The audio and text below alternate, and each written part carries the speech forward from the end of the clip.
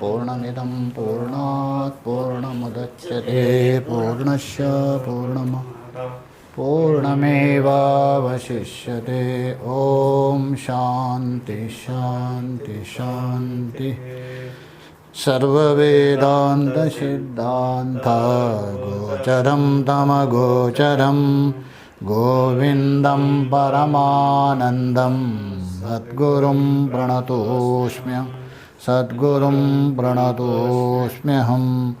ॐ शान्ति शान्ति शान्तिः।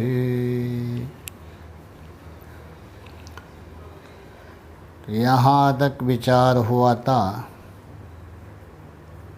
तो शिष्य ने प्रश्न किया था, संसार सागर से पार होने का उपाय। तो संसार सागर से पार होने का उपाय एक ही है, आत्मज्ञान। क्योंकि अज्ञान से उत्पन्न हुआ कार्य अज्ञान की निवृत्ति से ही निवृत्त होगा। तो आत्मज्ञान है, और वो जो आत्मज्ञान है वही मोक्ष का कारण है। न योग से सिद्ध होगा, अथवा बड़े से बड़े कर्म करने से भी सिद्ध नहीं होगा, अथवा अनेक शास्त्र अनेक विद्या प्राप्त करने पर भी नहीं होगा। केवल ब्रह्मात्म एकत्व से ही मोक्ष संभव है, अन्य कोई रास्ता नहीं। तो यहाँ आत्म तत्व का महत्व बता दिया, आत्मज्ञान का। आगे जो बता रहे, बाकी जितने भी विद्या है ये केवल मनोरंजन के लिए है, मनोभंजन के लिए नहीं, तात्कालिक है। उसके लिए लौकिक दृष्टांत के द्वारा समझा रहे साधक के लिए। वीणाया रूप सौंदर्यम तंत्रिवादन सौष्ठवम प्रजारंजन मात्रम तन् न साम्राज्याय कल्पते। वीणाया रूप सौंदर्यम तंत्रिवादन सौष्ठवम प्रजारंजन मात्रम तन् न साम्राज्याय कल्पते। तो यहाँ बता रहे वीणाया, जैसा कोई वीणा बजाने वाला है।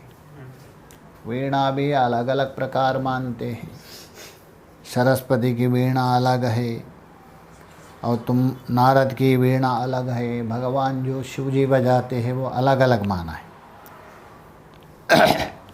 वीणा से उपलक्षण अन्य भी जो वाद्य ले लो, जो भी अन्य भी जो भी बजाने वाले साधन। तो वीणा का जो रूप सौंदर्यम, जिस प्रकार जो वीणा का जो रूप देखने के लिए बहुत अच्छे लगते, कुछ लोग अच्छा भी नहीं लगते। जैसा अभी हारमोनी बजाते हैं तो उसमें भी कुछ हारमोनी बहुत बढ़िया रहती है, कुछ हारमोनी अलग रहती। वीणा से उपलक्षण है, तो उसका जो रूप है और सौंदर्य, रूप और सौंदर्य में थोड़ा अंतर किया है। रूप का मतलब आकृति, बाहर का जो ढांचा जो देखते हैं वो रूप है। और सौंदर्य का मतलब लावण्यता, उसके अंदर एक प्रकार की आकर्षणता। तो रूप और लावण्य किसकी? वीणा की। अतः देखने में भी सुंदर है और उससे आवाज़ भी बहुत सुंदर निकलती है। लावण्य दोनों है। ये हुआ दृष्टांत। जो वीणा का जो रूप हो अथवा लावण्य हो, उसकी आकृति हो, उसकी सुंदरता हो, उसका बनावट हो, जो भी कुछ, साथ साथ में ये हो गया वीणा का। किंतु आगे वीणा बजाने वाला जो गायक है, संगीतकार, तंत्री वादन सष्टवम, अर्थात जो तंत्री बोलते उसमें लगा हुआ जो वीणा में जो तार लगा दिया, तो तार तो है, सब तो उसको बजा नहीं सकते हैं, तो उसमें क्या होना चाहिए, सौष्ठवम, सुंदर ढंग से, अर्थात जो तार है वीणा में लगी है, बजाने का जो सुंदर ढंग, सब लोग नहीं बजा सकते, उसके लिए अभ्यास करना पड़ेगा। अत्यंत सुंदर रूप से स्वर सहित, सप्त स्वर सहित, सरेगामा, जो सुंदर ढंग, तो दो बता दिया, जिस प्रकार वीणा का आकृति और रूप तथा उस वीणा को बजाने का जो सुंदर ढंग, व्यक्ति, ये जितना भी है प्रजारंजन मात्रम, इसका एक ही तात्पर्य है, प्रजारंजना, लोगों को रंजन करना, अतः मनोरंजन, अतः इससे व्यक्ति वाह कितना बढ़िया बजा दिया, सुनते सुनते मस्त हो गए, और उसके पास कितनी बढ़िया वीणा है, वाह ऐसी वीणा होनी चाहिए। तो उस वीणा हो अथवा वीणा बजाने वाला हो, उसका दोनों का एक ही मकसद है, तात्पर्य है, मनोरंजन ही कारण होता है। किंतु मनोरंजन है वो लंबे समय तक नहीं होता है, क्योंकि मन को जितना रंजन करेंगे उतना ही मन अनार्थ के ओर जाता है। ये मनोरंजन मात्र बोल रहे हैं। प्रजारंजन बोल तो लोगों को रंजन करना, मनोरंजन करना। तत् बोल तो ऊपर का दोनों लेना, चाहे तो वीणा हो अथवा बजाने वाला हो। न साम्राज्याय कल्पते,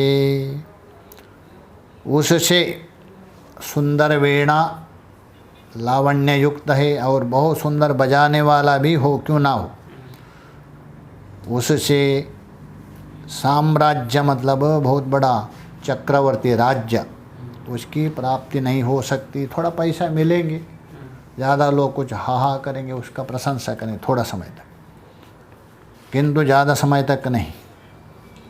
तो इसलिए बोले साम्राज्याया, साम्राज्य मतलब चक्रवर्ती, बहुत बड़ा राज्य, उस प्राप्ति नहीं हो सकती है। ना उसको कोई राजा नहीं बनाएंगे, कितना भी बड़ा गायक क्यों ना हो, उसको राजा नहीं बनाएंगे, क्योंकि राजा तो वही बन सकता है जो शूरवीर हो, विद्वान हो, वही। इसलिए बोले साम्राज्याय न कल्पते, ये दृष्टांत दिया, साम्राज्य प्राप्ति के लिए नहीं होता है, केवल मनोरंजन के लिए। तो उसी प्रकार ये दृष्टांत जो बता दिया, एक होता है दृष्टांत और दूसरा होता है एक दाष्टांत।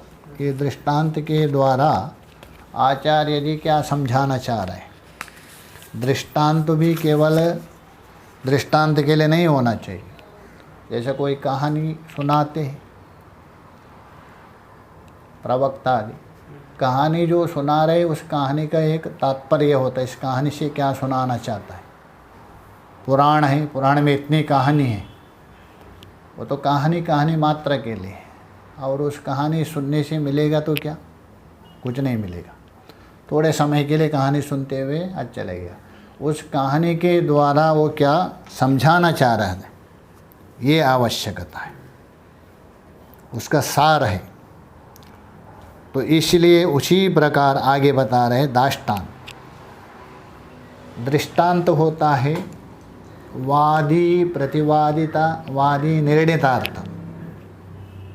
जो वादी और प्रतिवादी है, दोनों को निश्चय है, उसको दृष्टांत कहते हैं, एग्जाम्पल कहते हैं। और दाष्टांत है एक पक्ष में होता है, जो सिद्ध तत्व है उसको दूसरे में घटाया जाता है। जैसा वहाँ बताया स्वप्न मिथ्य है, क्यों, दृश्य होने से। रस्सी में सर्प जो देख रहे हैं आप मिथ्य है, दृश्य होने से, इसलिए जागृत भी कहे दृश्य होने से मिथ्य है, ये दृष्टांत। वैसे ही यहाँ जो ऊपर बताया हुआ दृष्टांत को घटा रहे आगे के श्लोक में, 60वें श्लोक में। वाग्वैखरे शब्दझरी शास्त्र व्याख्यान कौशलम वैदुष्यम विदुषाम तद्वत् वैदुषां तद्वत् भुक्तये न तो मुक्तये। मुक्तये न तु मुक्तये वाग्वैखरी शब्दधरी शास्त्रव्याख्यानकौशलं वैदुष्यं विदुषां तद्वत् भुक्तये न तु मुक्तये। तो यहाँ जो श्लोक का तीसरा चरण वैदुषाम विदुषाम तद्वत, तद्वत बोल तो यद्वद वीणाया, यहाँ तद्वत, क्योंकि यद और तत् का संबंध होता है। यत ततो नित्य संबंध, यत होता है दृष्टांत, तो ऊपर के श्लोक में यद्वद बता दिया, तो इसलिए तद्वद, तद्वद बोल तो उसी प्रकार, किसी प्रकार, ऊपर में जो दृष्टांत समझा दिया ना वीणा का, वैसा ही वहाँ से लेना, मतलब श्लोक का तीसरा चरण। तो उसी प्रकार वाग वैखरी, वाग वैखरी, ये जो वैखरी वाग है अर्थात वाणी की कुशलता, अथवा 4 प्रकार के वाणी मानी जाती है।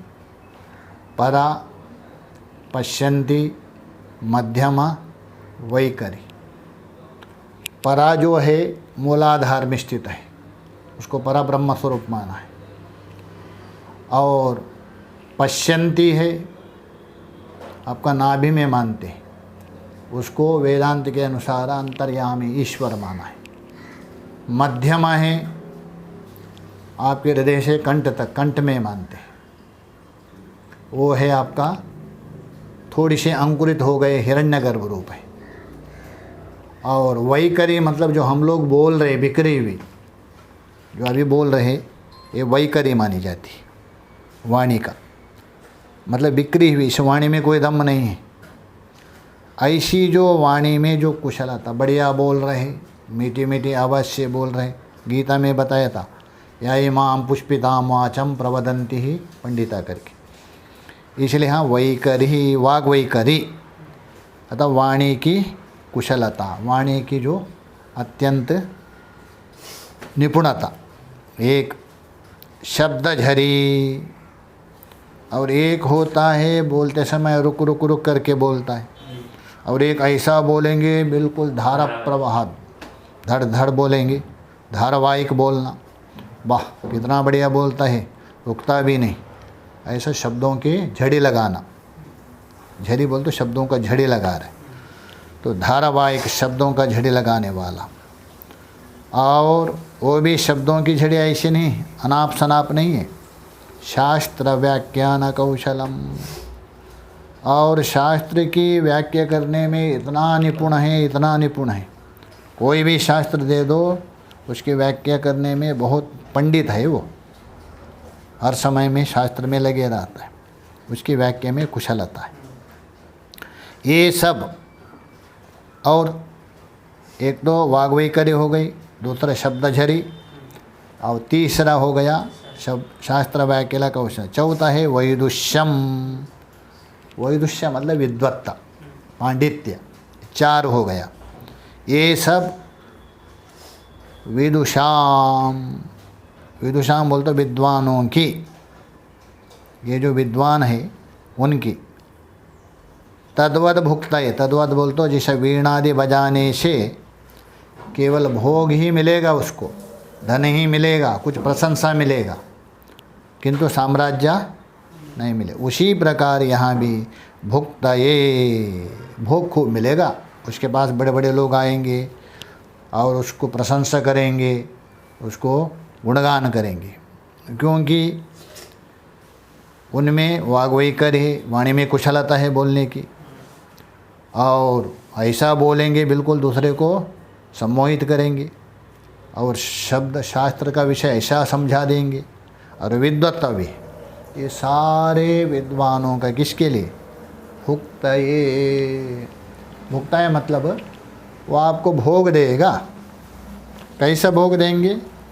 बस इसी प्रकार आपके पास सब कुछ वस्तु अनायास न पहुंच जाएंगे, और कुछ आपके प्रशंसक रहेंगे, बहुत स्पष्ट बता रहे न तो मुक्तये, इससे मुक्ति नहीं मिलेगी। देखिए वहाँ बताया था साम्राज्य दृष्टांत में, यहाँ मुक्ति। और वहाँ किसके साम्राज्य नहीं मिलेगा? वीणा का सुंदरता और बजाने से। यहाँ मुक्ति किससे नहीं मिलेगी? आपकी विद्वत्ता से आपको मुक्ति नहीं होगी।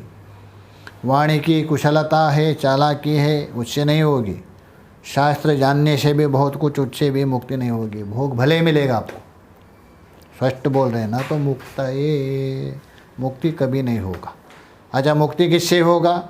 ऊपर जो बताया 58 में, ब्रह्मात्मेकत्व बोधेना, ब्रह्मा और आत्मा का बोध, मतलब सर्वकर्म संन्यास, सबसे निवृत्त होकर और तत् और तुमबद एकत्व जो होगा वही उससे मुक्ति संभव है, और इससे मुक्ति संभव नहीं है।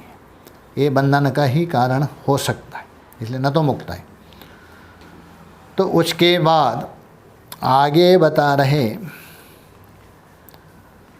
जो शास्त्रादि का अध्ययन करते उसमें लगे रहे व्यक्ति, शास्त्र अध्ययन का भी एक तात्पर्य होता है। शास्त्र अध्ययन भी वहाँ तक एक नियम है, क्योंकि शास्त्र वासना है, ये भी एक वासना मानी जाती है।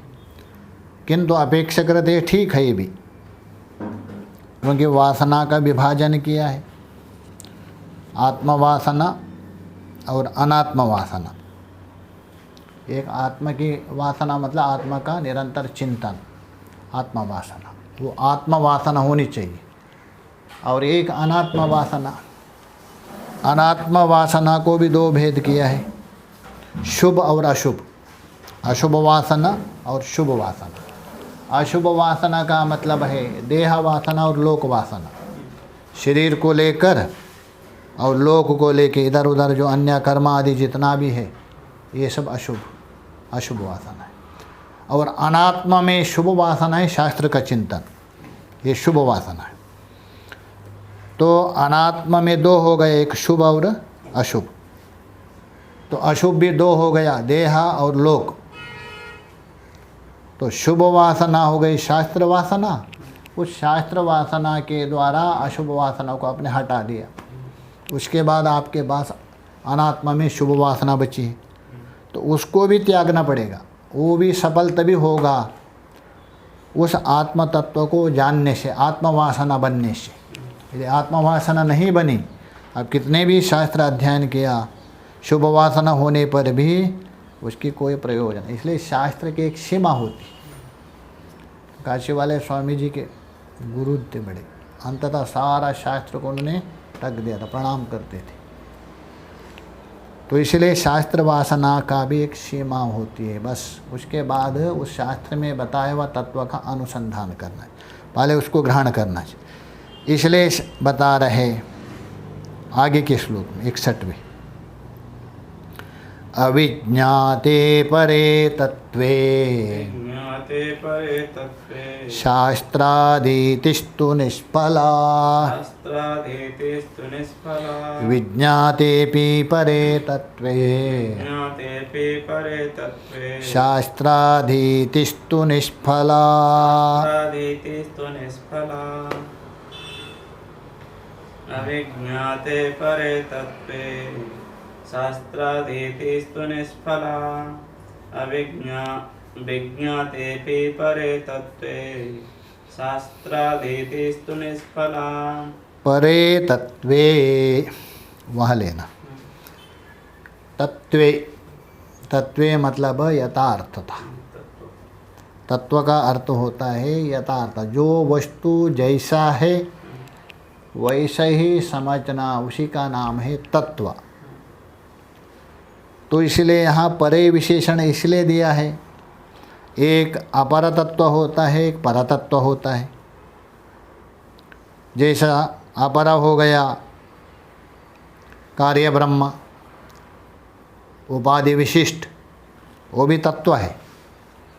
उपाधि विशिष्ट जो है वो कार्य ब्रह्म है, वो अपर तत्व है। और स्वर्ग आदि जैसे जैसे जाने वो भी अपर तत्व है। इसलिए यहाँ बता रहे परे तत्वे। परे मतलब परा विद्या के द्वारा, मुंडक में आया है द्वे विद्ये वेदितव्ये, दो विद्या है, एक परा एक अपरा। परा विद्या मतलब ब्रह्म विद्या, और उसी को ही आत्मा विद्या कहा। उसी को गीता में 9वें अध्याय में राज विद्या बता दिया। उसके द्वारा जो जाना जाता है वो परे तत्वे परमात्म तत्व, ये परे तत्व है। उस परमात्म तत्व को अविज्ञाते, अर्थात आपने नहीं जान लिया। जानने का मतलब ऐसा नहीं परमात्मा है इस प्रकार नहीं, ये तो परोक्ष ज्ञान हो गया, शब्द ज्ञान हो गया। शब्द ज्ञान से नहीं, जानने का मतलब अनुभव रूप। तो ये बोले परे तत्वे अविज्ञाते, वो जो परमात्मा तत्व है, आत्म तत्व है, यदि ना जाना। जानने का मतलब शास्त्र के द्वारा बताया हुआ जो महावाक्य है तत्वमसि, उसका अनुसंधान करने के बाद अहम ब्रह्मास्मि, ये निश्चयात्मिक बुद्धि, अपरोक्ष ज्ञान है। अभी तक मैं शरीर हूँ, मैं जीव हूँ ये मान रहे, और जिस समय में मैं परब्रह्मा परमात्मा हूँ ये निश्चय हो गया, इसी का ही नाम है जानना। उस तत्व को न जाना तो शास्त्रादिष्ट निष्फल। आपने शास्त्र अध्ययन किया, शास्त्र का परिश्रम किया जीवन भर, मृत्यु पर्यंत शास्त्र का चिंतन करते रहे आप, किंतु तत्व का ज्ञान नहीं हुआ, वो आपका प्रयत्न व्यर्थ है। ऐसा नहीं है बिल्कुल व्यर्थ होगा नहीं, मतलब आप तत्व को नहीं जान ले इसलिए व्यर्थ है। उससे जो संस्कार बनेगा वो आगे जन्म में भले काम आ जाएगा, किंतु इस जन्म के लिए कोई प्रयोजन नहीं हुआ। क्योंकि शास्त्र अध्ययन करने से शास्त्रीय संस्कार जो पड़े हैं आपके अंदर, वो संस्कार आगे जन्म के लिए भले कारण हो, किंतु इस जन्म के लिए कोई प्रयोजन नहीं रहा। क्यों नहीं रहा? शास्त्र का एक ही तात्पर्य है उस तत्व को जानना, तत्व नहीं जान लिया, तो इसलिए बोल रहे। तो शास्त्रादितस्तु निष्फला, शास्त्र अध्ययन निष्फल, व्यर्थ। अच्छा ठीक है, परम तत्व को, आत्म तत्व को नहीं जानने से शास्त्र अध्ययन निष्फल है, किंतु यदि जान लिया कोई तो बोल रहे विज्ञाते अपि। विज्ञाते मतलब ठीक से जान लिया, किसको? परे तत्वे, ये ना परे तत्वे विज्ञाते भी, उस परमात्म तत्व को, आत्म तत्व को अहम अस्मि इस प्रकार साक्षात्कार किया। तो विज्ञाते भी परे तत्व, शास्त्रादितिस्तु निष्फलः, तभी भी शास्त्र का अध्ययन क्या है? निष्फल है, व्यर्थ है। अब ये दोनों तरफ से व्यर्थ है, जानने पर भी व्यर्थ है, नहीं जानने पर भी, परंतु दोनों में बहुत अंतर है।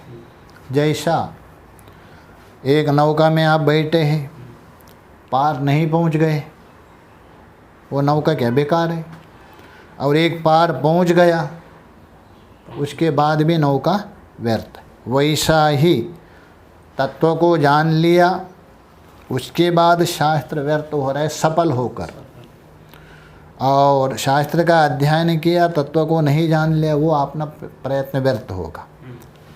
क्योंकि तत्व को जानने के बाद शास्त्र मात्र नहीं, सारा संसार है, ये सब अनर्थक हो जाता है। इसलिए वो सफल होकर फल देकर निष्फल हो रहे, एक फल देकर निष्फल हो रहे और एक बिना फल से निष्फल हो रहा है। जैसा मान लीजिए किसी ने बाण छोड़ दिया किसी के ऊपर, एक बाण लक्ष्य को भेदन किया, एक बाण ने लक्ष्य को भेदन नहीं किया, तो दोनों अंततः दोनों निष्फल ही हो गया। किंतु लक्ष्य को जिसने भेदन किया तो लक्ष्य प्राप्त करके निष्फल हो गया, और लक्ष्य का जो भेदन नहीं किया तो ऐसे ही निष्फल हो गया। वैसे ही जानने के बाद जो निष्फल होता है वो फल देकर। अतः इस श्लोक के द्वारा भगवान भाष्यकार जी ये बता रहे हैं, आप शास्त्र अध्ययन करते हो तो उससे जानना चाहिए। उस तत्व को जानने के लिए लक्ष्य रखकर ही चिंतन करना चाहिए। केवल विद्वत्ता और शास्त्र विस्मरण ना हो, पांडित्य के लिए नहीं है, ये सिद्ध हो गया। और बाद में भी बता रहा है, शास्त्र है महाजंगल है, ये बताएं।